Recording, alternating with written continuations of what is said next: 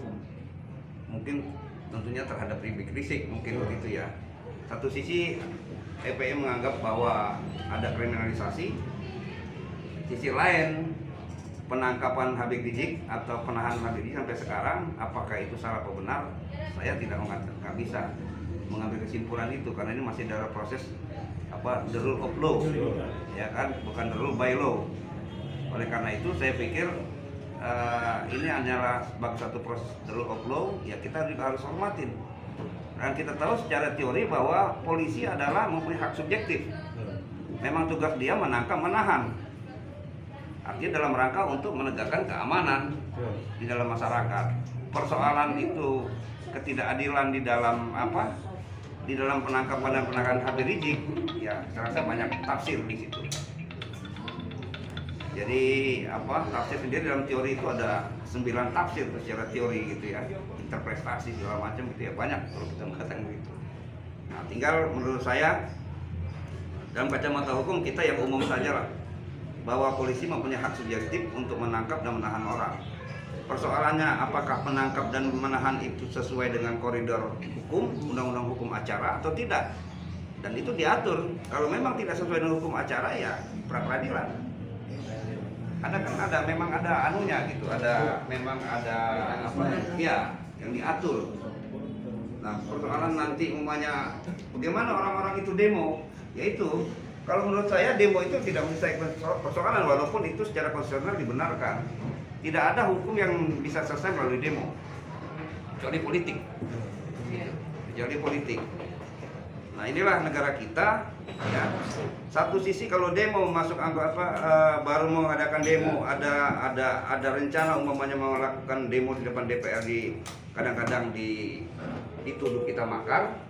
Tetapi pada saat digulingkan Soeharto pada tahun 1998 melalui demo tidak makar. Sama dengan Bung Karno, digulingkan ya secara tidak konstitusional tidak makar. Tapi seketika Sri Bintang Pamungkas, Rahmawati berkumpul, itu makar, ya bersama juga beberapa orang waktu pemilu Pak Purnawirawan, makar. Nah ini tinggal ditimbang-timbang saja, ini persoalan hukum, gitu. Satu sisi cara penurunan presiden juga diatur dalam undang-undang dasar, tetapi pada saat ada penggulingan pemerintahan, kalau saya lihat secara tidak normatif gitu ya, itu dibilang makar, tidak makar. Kita mengalami Soekarno, Jokowi Soeharto digulingkan, Gus Dur, apakah itu konstitusional? Tidak. Di impeachment sampai pakai celana pendek keluar dari istana ya kan? Untung dibawa celana pendek dari rumah. Ya ini persoalan gitu loh. Jadi kalau bertanya itu bagaimana menurut kacamata hukum, kalau menurut saya sepanjang itu dibenarkan oleh peraturan perundang-undangan, ya tidak apa-apa. Tapi kalau kita mengatakan demo sekarang umpamanya itu ada pelanggaran hukum, ya kalau menurut saya jangan bilang pelanggaran hukum lah, kita bilang diduga aja. Gitu.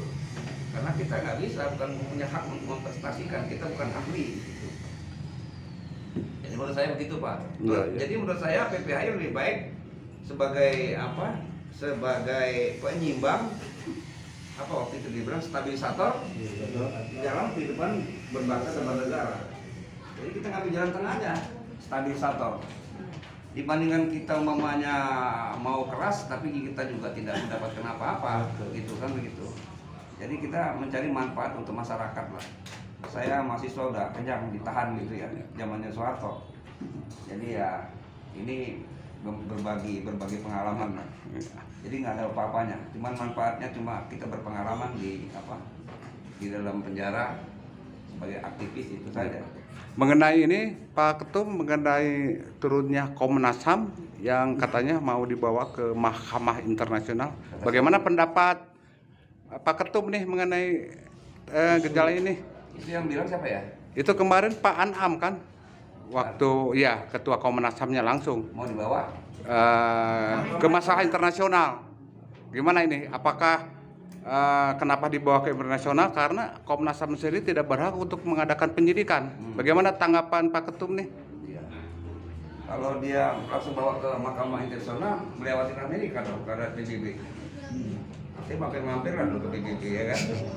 Karena sebelum dia di Mahkamah, itu ditetapkan dulu pada Dewan Keamanan secara hukum internasional. Baru nanti direkomendasi untuk disidangkan. Iya. Iya. Nanti rekomendasi Komnas HAM ini non PBB karena nanti juga akan turun. Enggak serta-merta itu, Pak. Iya. Satu lagi Pak ini Pak, Ya. menyambung tanggapan barusan pertanyaan dari Pak Elvin karena mengacu ke isu politik terkait dengan kan masalah ini kan masalah Habib Rizik ini kan sudah kena denda administrasi sebesar 50 juta. Berarti kan kalau kita berbicara masalah kerumunan itu kan lebih ke pelanggaran bukan kejahatan. Kenapa sampai bisa dilarikan ke pasal 150 yaitu penghasutan? Jadi menurut saya teknik lah, saya bicara teknik ya. Teknik kita untuk menjadi orang lebih kritis harus kita berbicara, harus berpegang pada teknik tese, antitese, sintese. Ya. Ini umpamanya kita kenyataan yang kita lihat. Kayak kerumunan penyebutan Habib Rizik. Ya. Kemudian kita lihat lagi ada implikasi saksi yang sana ditahan. Salah satunya ada pelanggaran itu, dilarang berkerumunan, undang-undang kesehatan, karantina ya. Ini kita lihat itu, ya. Ini peraturan, ini yang dipersoalkan. Nah kita sebagai orang yang melihat ini apa sih yang kita analisa? Apakah kita harus tahu berdasarkan informasi saja di koran, lalu ini dijadikan bahan analisa pemikiran, analisa yuridis? Itu boleh. Tetapi kita dari sekarang harus berpikir, menurut saya, teori dialektik berpikir, Pak. Umpamanya begini, minum es memakai sirup merah. Umpamanya ini teori berpikir, ya. Apakah setiap merah itu adalah orang minum es? Tidak. Apakah merah itu adalah PDIP? Tidak. Apakah hijau itu HMI? Tidak. Ini teori berpikir. Jadi maksud saya, kalau tadi yang ditanyakan begitu, maka kita akan lihat. Nah, bahwa ada persoalan ini dituduh melanggar aturan kesehatan, perundang-undang kesehatan. Kemudian yang satu lagi KUHP pasal 150 Pak, penghasutan. bukan 160 melanggar apa, menentang Ketertiban perundang-undangan. Nah ini harus dilihat ditanya itu. Pertama, menurut Bung apa nih penangkapan itu Rizik? Kan tadi udah katanya sudah dibayar, kenapa ditangkap kan begitu? Iya, karena dijuntokan dengan pasal yang di KUHP pasal 160 Iya. penghasutan yang menimbulkan kerumunan tindak pidana dalam arti seperti itulah. Iya. Nah analisa kita apa? Kan itu nih, analisa kita mesti analisa jangan textbook thinking gitu loh. Jangan kita melihat apa adanya di koran, apa adanya teori. Cuma itu yang kita, menurut saya jangan. Mari kita bangun suatu pemikiran yang lebih perspektif ke depan supaya kita lebih kritis. Tapi fakta realnya ditahan. Oh iya, itu saya bilang tadi. Dengan peraturan perundang-undangan. Coba, you lihat di KUHP tentang penyidikan, kewenangannya di situ. Lihat undang-undang kepolisian itu. Kalau memang itu dibenarkan, menembak saja polisi itu mempunyai hak kekebalan. Ya, dibenarkan oleh undang-undang. Nah sekarang penangkapan itu yang dipersoalkan jangan nangkapnya. Apakah nangkapnya itu prosedur secara undang-undang? Kemudian yang kedua, apakah cara penangkapannya itu tidak melanggar KUHP, hukum acara? Itu dulu yang kita lihat gitu. Nah persoalan tuduhan itu umpamanya nanti apakah Habib Rizik itu salah dan benar, interpretasi itu kita bisa mungkin secara subjektif ya, kita bilang oh Habib Rizik menurut saya benar itu, nggak salah karena udah bayar. Ya kan 50 juta. Tapi secara hukum kalau itu sanksinya 50 juta itu memang diatur di dalam undang-undang kesehatan, ya, bukan di undang peraturan daerah ya. Kan PSBB itu kan diatur di undang-undang daerah, ya kan? Ya. Kalau itu menjadi 50 juta itu umpamanya diabaikan, dianggap bukanlah persyaratan dari undang-undang ini, maka yang menjadi pemikiran kita adalah bahwa 50 juta itu secara hierarki perundang-undangan itu adalah kewenangan daerah secara perarti undang-undangan. Tapi apakah ini ada korelasinya? Ada dong. Nah, korelasinya apa? Tinggal Habib Rizik. Awalnya menurut saya tadinya pihak kuasa hukum Habib Rizik itu harusnya menggugat, bukan memperadilatkan karena penahanannya. Kalau saya gugat. Gugat. Penangkapannya itu digugat. Bukannya persoalan penangkapan secara apa? Menurut KUHP.